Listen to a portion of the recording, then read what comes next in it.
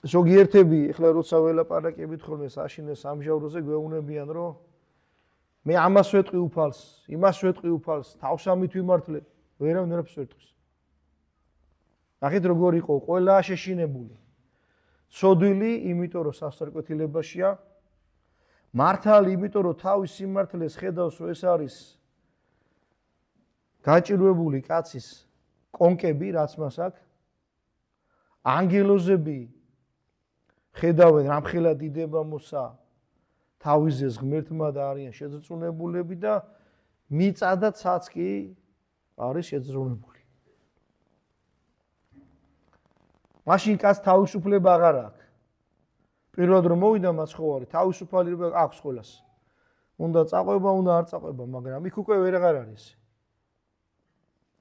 აი ხანდახან ადამიანს თავისუფლება ყოველთვის აქვს, მაგრამ რაღაც გარემოების გამო ვერ იქცევა თავისუფლად.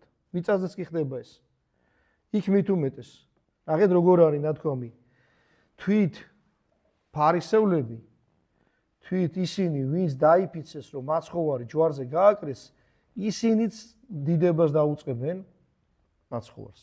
მტრები.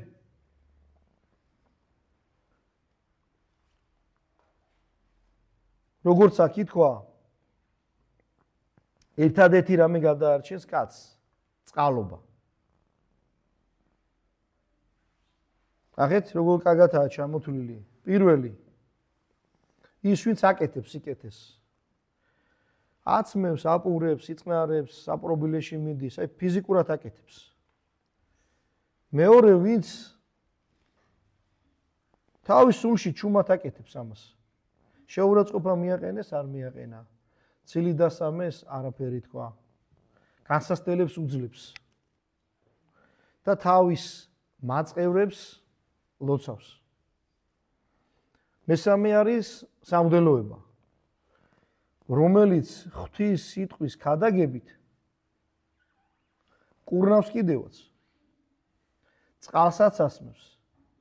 საპრობილეშიც მიდის, საავადმყოფოშიც მიდის. მოსავს კიდევაც და სახშიც შეყავს ადამიანი, ეს ხდება სულიერად და კარგად იყო ჩამოთვლილი. ბერები, მონოზნები, რომლებიც თავიანთ ღვაწს ეწევიან წმინდად. და ბოლოა.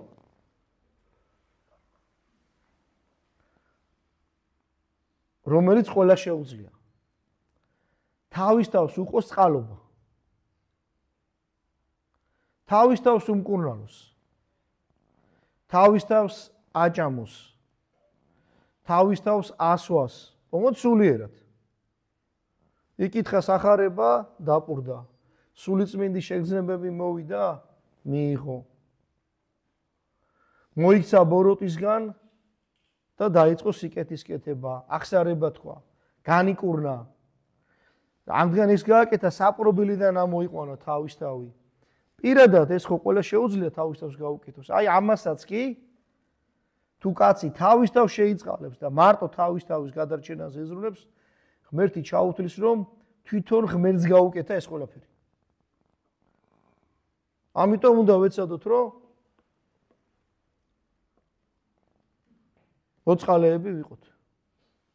სხვების მიმართაც და ჩვენი თავის მიმართაც. და ბოლოს არავინ არ იცის, როდის მოვა უფალი.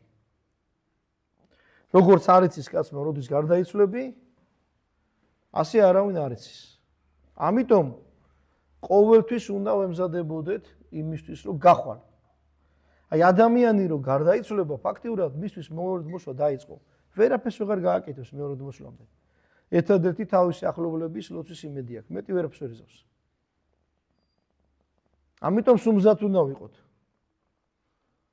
როცა მოვა უფალი, რომ დავხვდეთ გამზადებულები და რითი უნდა მოვემზადოთ? წყალობით. ნახეთ ბოლოს როგორ დასრულდა სიტყვა. ვინც არის მოწყალე ღმერთი იმას შეიწყალებს, ვინც წყალობა არ ჩაიდინა, ის დაიჟიბა.